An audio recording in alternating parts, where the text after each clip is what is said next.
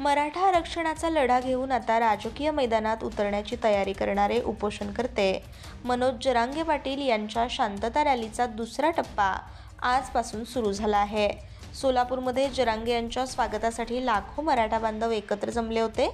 तेथील जाहीर सभेतून जरांगे यांनी मराठा बांधवांना आगामी विधानसभा निवडणुकांसाठी आवाहन केलंय। तसेच भाजपा किंवा सत्ताधारी पक्षाची त्यांच्या नेत्यांची बाजू घेऊन बोलणाऱ्या नेत्यांवरही जोरदार हल्लाबोल केलाय। माजी केंद्रीय मंत्री नारायण राणेसह मराठा नेत्यांनाही जरांगेंनी गावरान शब्दात सुनावलंय। जातवान मराठा कधीच कोणत्या पक्षात नाही राहू शकत, कारण जो पक्ष मोठा केला त्या पक्षाचे नेते आमच्या आरक्षणाविरोधात बोलायला लागलेत। मराठा समाजानं हे ओळखलंय।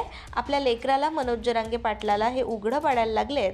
त्यामुळे समाज माझ्या पाठीशी आहे, कारण मी जात मोठी करायला निघालोय, लेकरं मोठी करायला निघालोय आणि हे मराठा समाजाचे नेते पक्ष आणि पक्षाचा नेता मोठा करायला निघालेत, असं म्हणत मनोज जरांगे पाटील यांनी थेट मराठा नेत्यांवरच हल्लाबोल केलाय।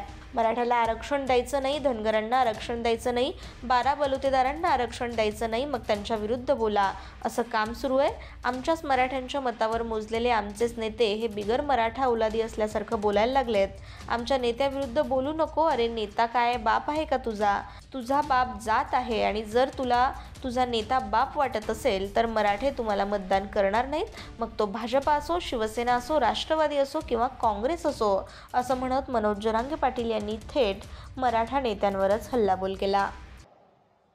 आणि सोलापूर नगरीतून जाहीर सांगतो, जातीवंत मराठा यापुढे स्वतःच्या लेकराच्या जातीच्या बाजूने राहील, पक्षाच्या बाजूने, नेत्याच्या बाजूने जातवान अवलाद राहू शकत नाही। यापुढे जातवान मराठा घरात नाही बसू शकत।